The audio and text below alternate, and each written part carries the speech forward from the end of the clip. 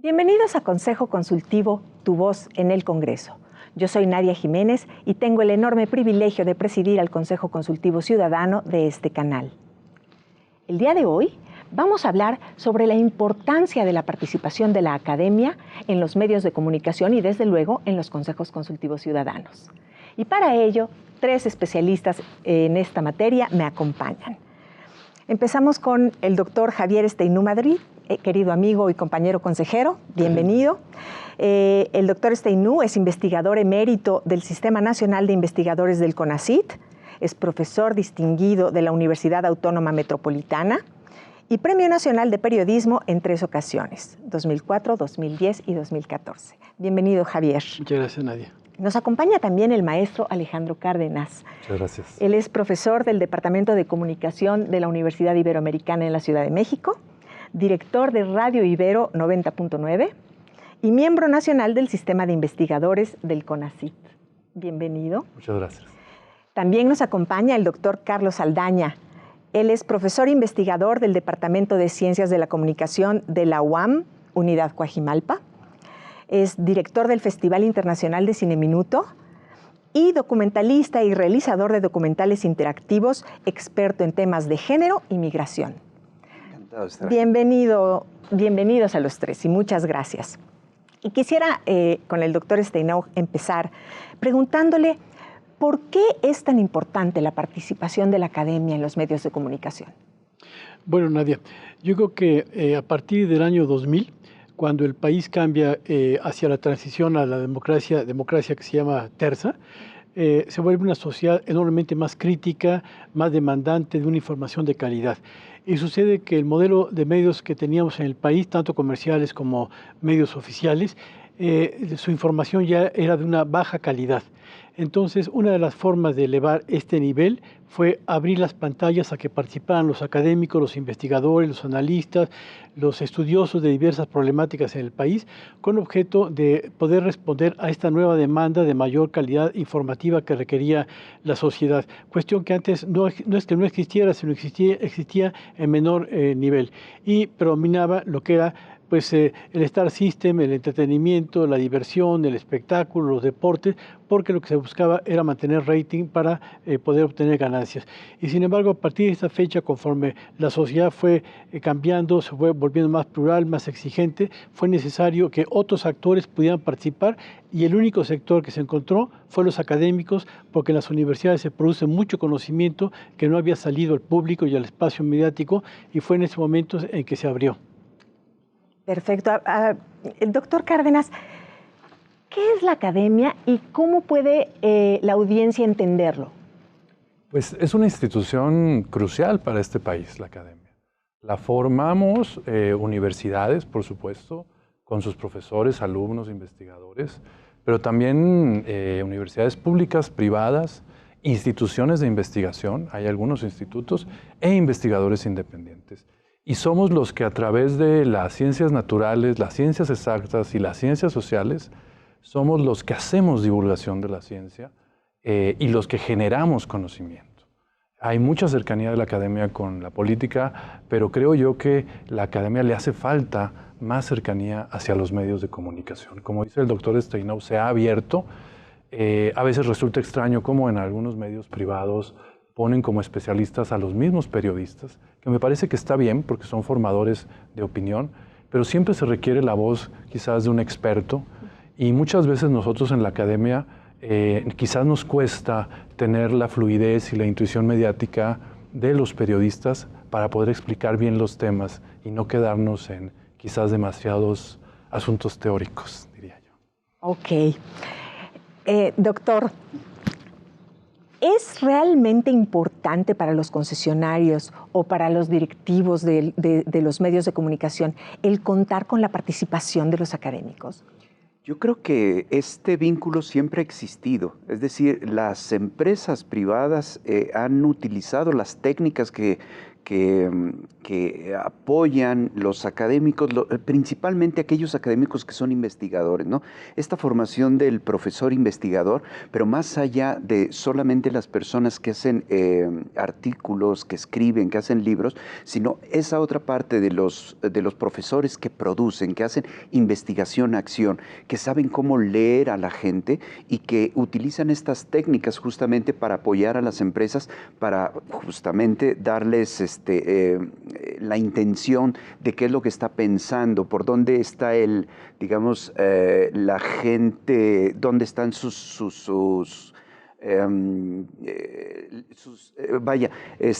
entender cómo la gente está pensando, qué es lo que está desarrollando, y me parece que los académicos han hecho ese vínculo desde hace mucho tiempo. Me parece que actualmente ya es mucho más abierto, es decir, sí se recurre a estas universidades que tienen profesores investigadores justo para llevar esta investigación. Y es que tiene que ver, la comunicación no es solamente, como lo dice mi compañero, no es solamente expresar lo que yo interpreto de la sociedad, sino buscar este lazo entre lo que dice la gente, ¿no? Lo que dice la gente y dejar que hable la gente. Poco hablando desde mi propia experiencia, creo yo que la antropología visual, la sociología, es dejar que la gente hable, incluso con imágenes, incluso con videos, y esto nos permite tener un sensor de lo que está opinando pues, las personas, ¿no? Esto le funciona muy bien a tanto empresas como debería funcionarnos a las demás organizaciones. Claro. Sí. Javier, ¿por qué tardó tanto los medios de comunicación, los directivos y sobre todo medios públicos en traer y atraer a los académicos a su programación? ¿Por qué le dieron primero espacios a actores, incluso comediantes? Sí, yo creo que es una pregunta muy, muy importante, Nadia. Pues mira, yo creo que se debió a que predominó durante muchas décadas el modelo de que la comunicación es una mercancía. Por lo tanto, se tiene que difundir y transmitir aquello que sea negocio. Pero llegó un momento en que a finales del siglo pasado y principios del siglo XXI, además con la digitalización que abrió el espectro radioeléctrico, de tal forma que una sola señal, una sola frecuencia pudo dar cabida a más presencia de canales, entonces se multiplicaron y de repente surgieron muchísimos emisores y no existía la posibilidad de nutrir de información a toda esta nueva cantidad de flujo de datos que se tenían que transmitir. Entonces vieron en la necesidad de buscar nuevas personas que enriquecieran la programación. Entre ellos fueron los académicos y en algunos otros momentos también muchos espacios deportivos, de modas, de espectáculos y demás, pero fue en el momento en que los académicos se voltearon a ver. Y esta situación de la ausencia de capacidad para llenar los nuevos programas o las nuevas estaciones de televisión o de radio que surgieron fue tan notorio que, por ejemplo, algunos concesionarios repetían la misma programación que habían transmitido 1 hora, 2 horas después, porque no tenían suficientes contenidos.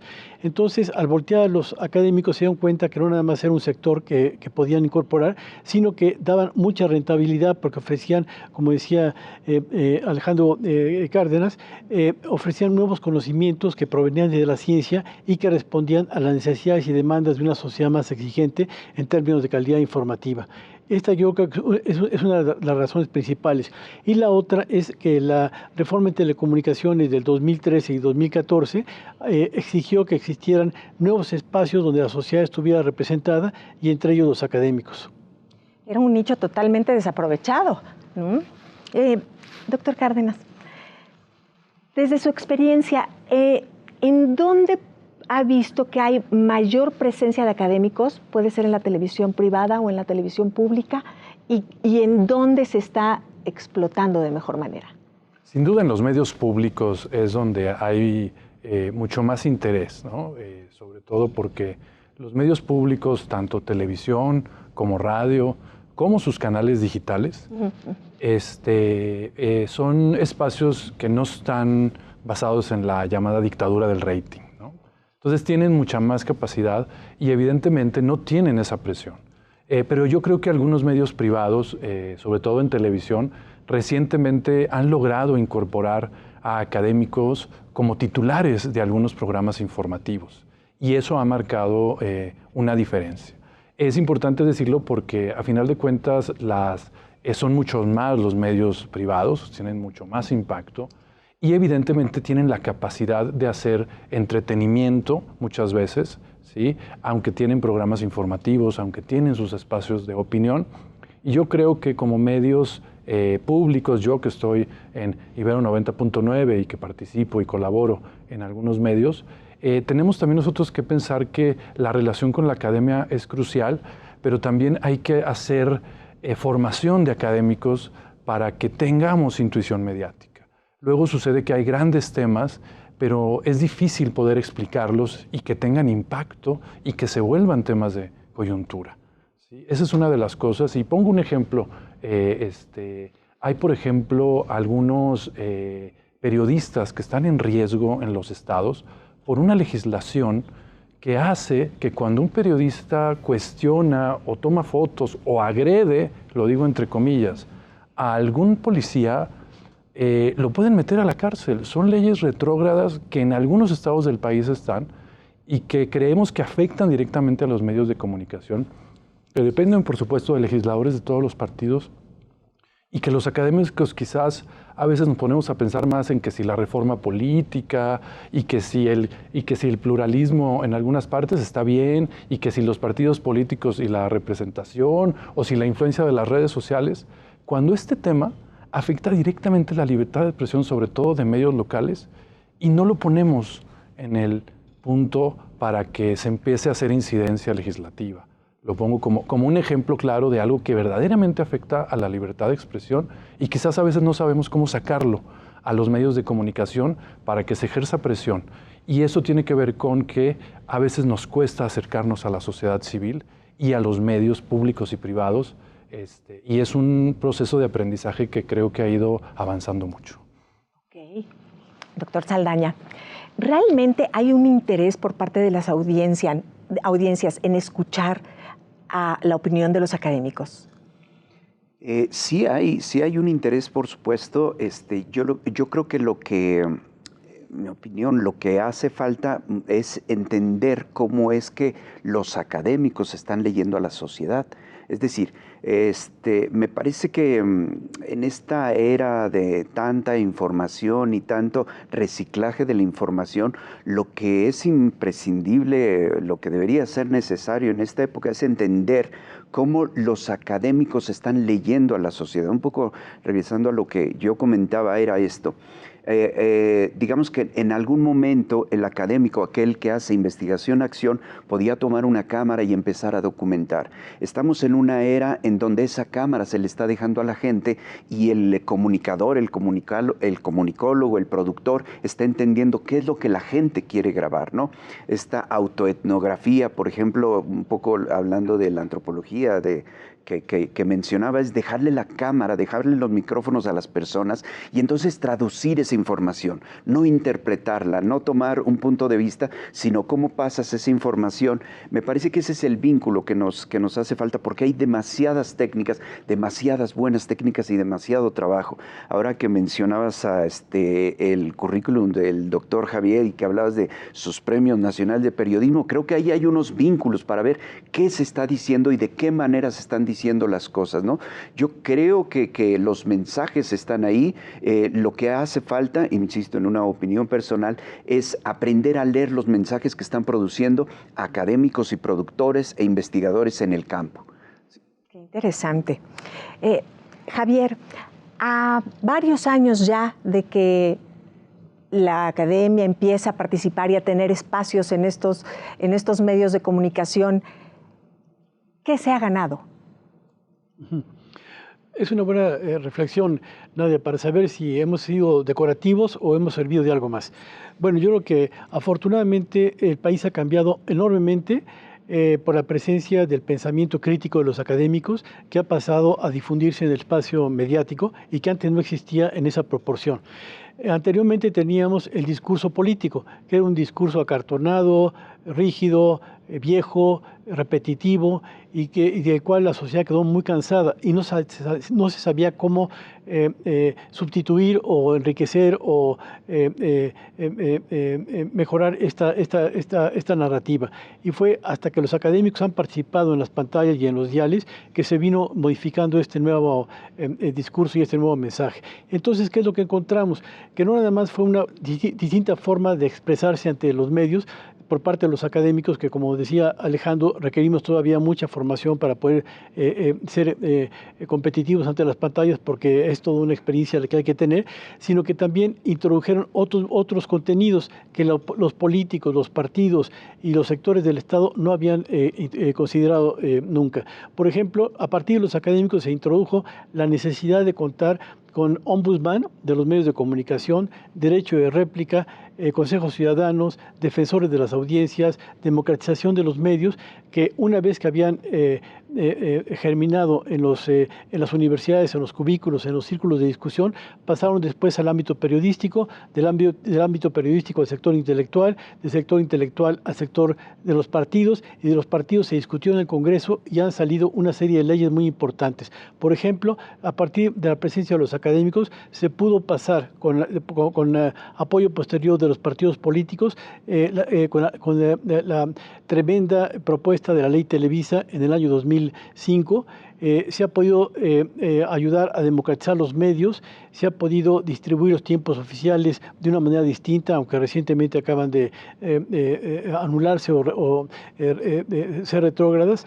Y en fin, hemos encontrado que con la presencia de los académicos, el espacio de la opinión pública se ha vuelto más crítica y más analítica, que antes no existía y que creo que va creciendo frente a distintas problemáticas: la inseguridad, el agua, la deshumanización de las ciudades, el problema de la pobreza, el empleo, la situación de la gobernabilidad, etcétera.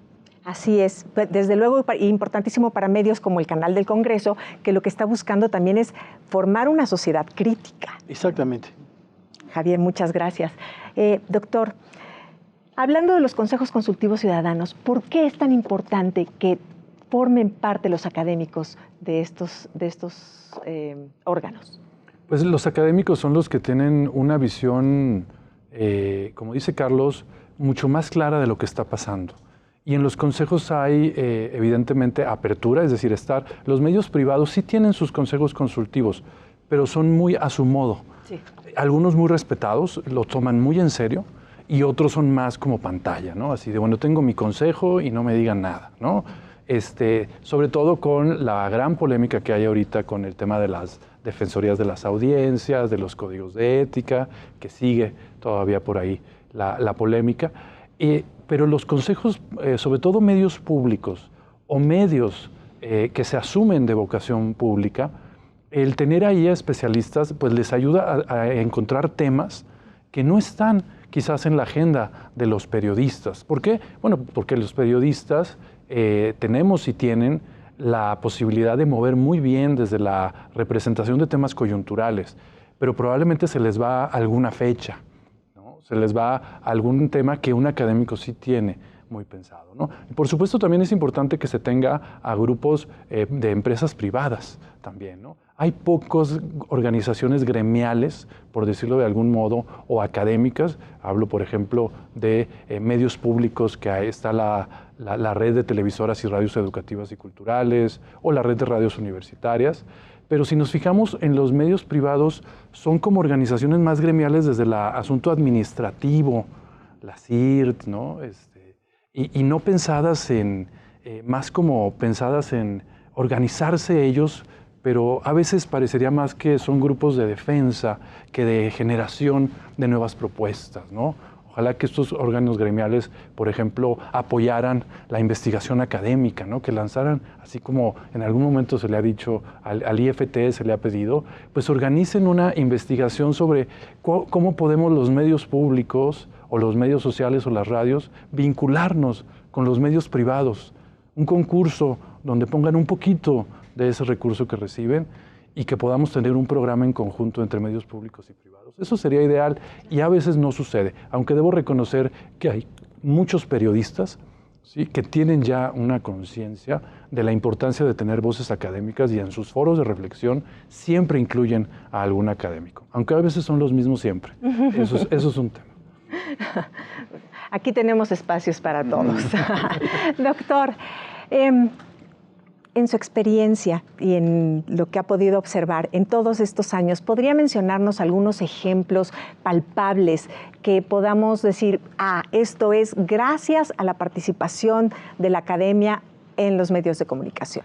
Bueno, lo primero que me llega a la mente son los trabajos documentales que han realizado compañeros míos, incluso en la misma UAM, como por ejemplo el doctor Antonio Sirión, quien ha hecho documentales y nos ha mostrado otra realidad por ejemplo, de la Ciudad de México. Yo recuerdo un documental que él hizo a partir de talleres en donde les daba cámara a los chicos para que ellos autodocumentaran su vida, y ahí conocemos las voces de la Guerrero, ¿no? Ese trabajo a nosotros nos ha marcado muchísimo, y hemos además seguido esta línea de dejar que la gente hable a través de una cámara, y ahora que existen los teléfonos celulares, nosotros podemos no hacer otra cosa más que escuchar y ver lo que están haciendo. En este caso, por ejemplo, cuando yo hablaba, las ciencias de la comunicación entendemos que es el arte también de saber escuchar, saber con quién estamos hablando, entender a la gente antes de emitir un mensaje, saber a quién le estás hablando. Entonces, por ejemplo, y concretamente en el Festival de Cine Minuto que nosotros llevamos a cabo, a nosotros nos ha servido mucho entender que abrimos un paraguas de oportunidad para que cualquiera, no cineasta, sino cualquiera con una cámara y que tenga algo que decir, lo diga. Y ahí nos damos cuenta que la gente ya es una masa crítica. Es decir, no esperamos, no le decimos qué decir, no le damos un tema concreto, porque a veces los concursos son así.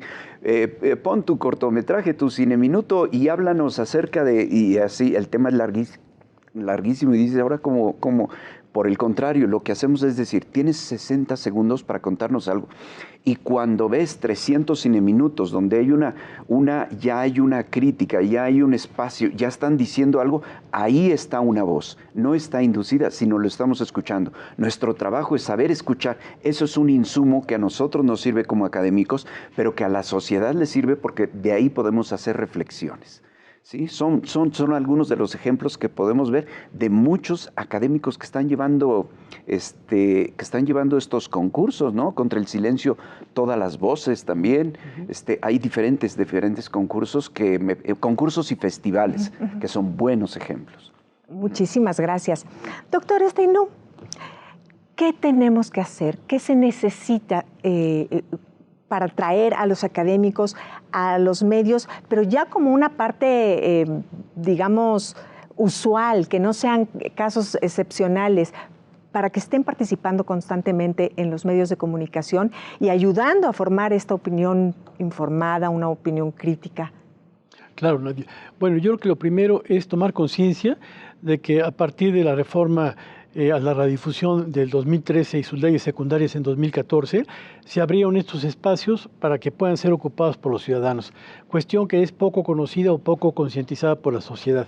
Segundo aspecto, me parece muy importante que estos cargos, estos nombramientos que ya se han abierto, sobre todo en los medios, como decía Alejandro y también Carlos, en los medios públicos, no sean nominados por el director del canal o de la estación de radio, sino sean abiertos a la sociedad para que sean mediante convocatorias públicas. Porque se ha dado el caso, y bastante seguido, que se nombra al compadre o a la comadre. Y eso no ayuda en nada. Eso justifica nada más ciertas políticas dentro de los medios para que no generen ruido. Y lo importante es que sean ciudadanos independientes que puedan actuar con autonomía, no para crearle problemas al director, sino para que estén conscientes de que tienen que cumplir con la función de servicio público, que también ya lo señala la ley. Y un aspecto también muy importante es darle seguimiento a estas oportunidades de espacios, sobre todo porque no nada más se requiere estar presente, sino el sentido de para qué estamos presentes, porque se ha dado también con bastante frecuencia que se busca participar para tener visibilidad ante las cámaras. Y no se trata de eso, no es buscar un nuevo narcisismo, una nueva egolatría, sino la función es ser bisagras entre la programación y las líneas de dirección de los canales con las necesidades de la sociedad. Y, por ejemplo, es muy notorio que todavía, no obstante que ya existen diversos consejos ciudadanos y diversos defensores de las audiencias, hay grandes problemáticas del país que no hemos sido capaces de llevar a las pantallas. Por ejemplo, lo que ha pasado con las tremendas migraciones que hemos tenido de Centroamérica al país, que es toda una bomba, y exclusivamente lo que se da como espacio en los medios es una pequeña entrevista que le hace algún conductor casualmente a un migrante que va atravesando, y sobre todo para crear una noticia efímera y muy momentánea, pero no el tratamiento a fondo.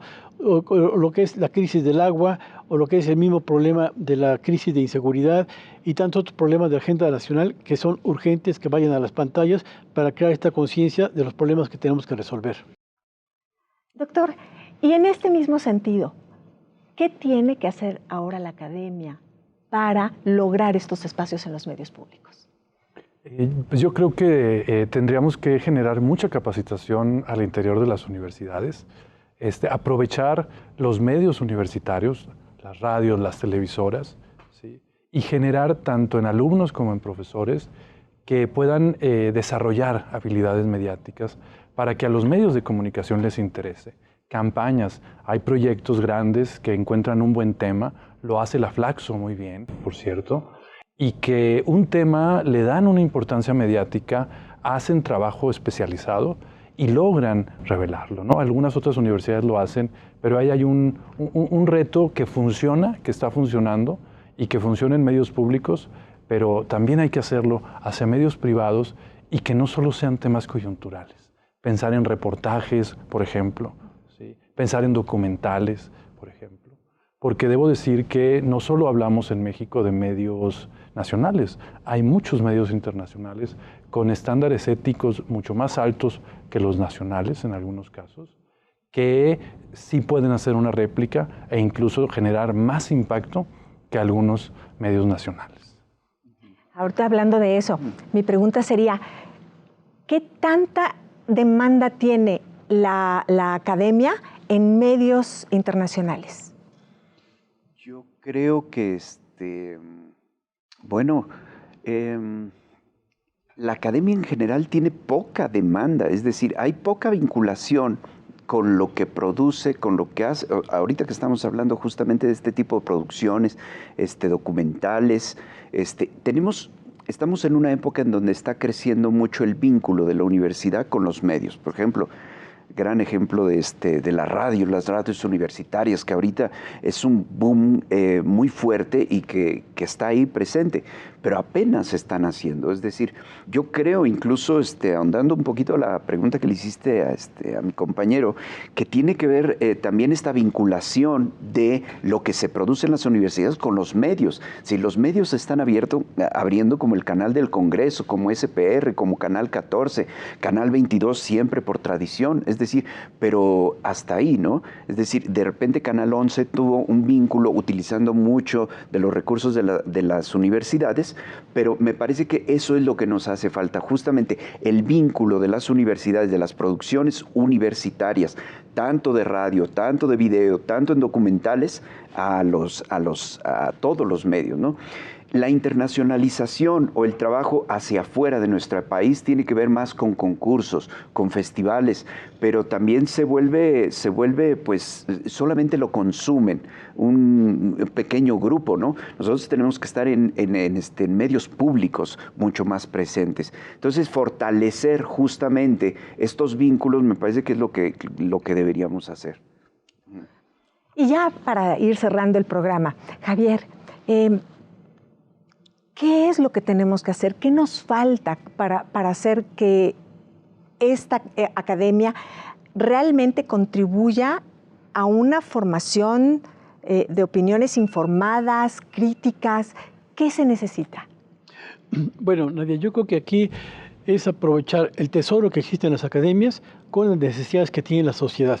Y entonces vincular en cada momento quiénes son los especialistas que están formados en determinada área para hablar y explicar a la sociedad por qué existen estos problemas. Voy a dar la ilustración de lo que está pasando desafortunadamente en estos momentos con el enfrentamiento bélico Unión Soviética-Ucrania.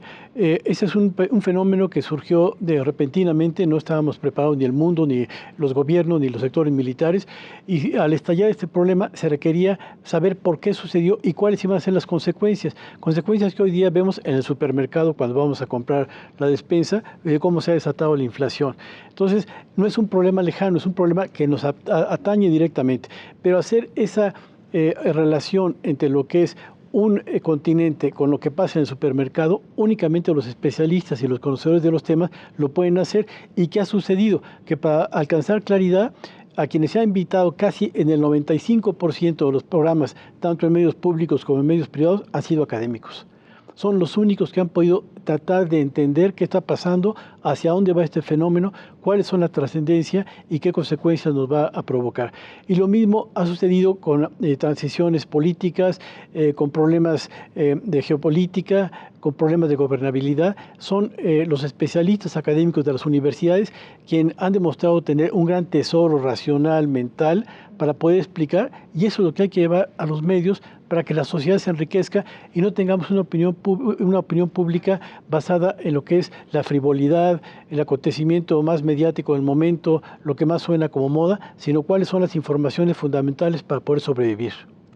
Incluso eso nos pasó con la pandemia, ¿no? Con la COVID, claro. La información veraz, claro, digamos, provenía de la academia. Y ese es un punto muy importante, que incluso la academia se vuelve un contrapunto frente a la versión del Estado. El Estado manejó una visión muy propagandista y la academia dio otra visión de la realidad que estamos enfrentando. Así es. Gracias, Javier. Alejandro, ¿cuáles serían las conclusiones? Pues yo cierro con este tema, ¿no? Por ejemplo, después de la pandemia, el periodismo científico resultó crucial.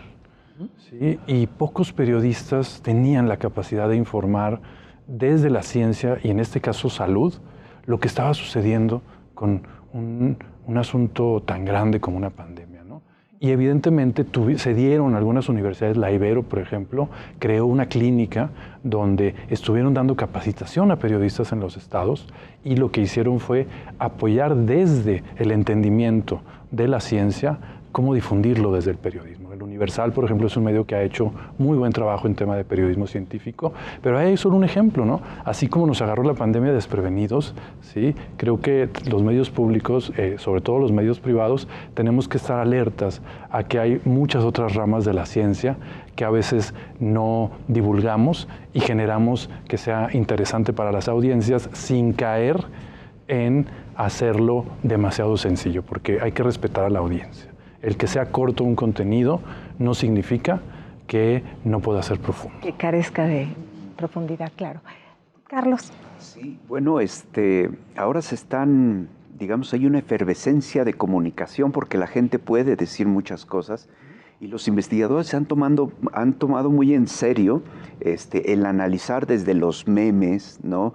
Desde escuchar las radios, alguien se junta para hacer con unos amigos, vamos a hacer una estación de radio, y se escucha, se oyen. Entonces hay muchas voces, y me parece que quienes están retomando, quienes están escuchando estas voces justamente son los académicos. Parece que es muy afortunada la época en la que vivimos, porque vivimos en un espacio donde hay micrófonos, cámaras en todos lados, pero principalmente hay gente que está traduciendo, que está entendiendo qué es lo que está diciendo la gente.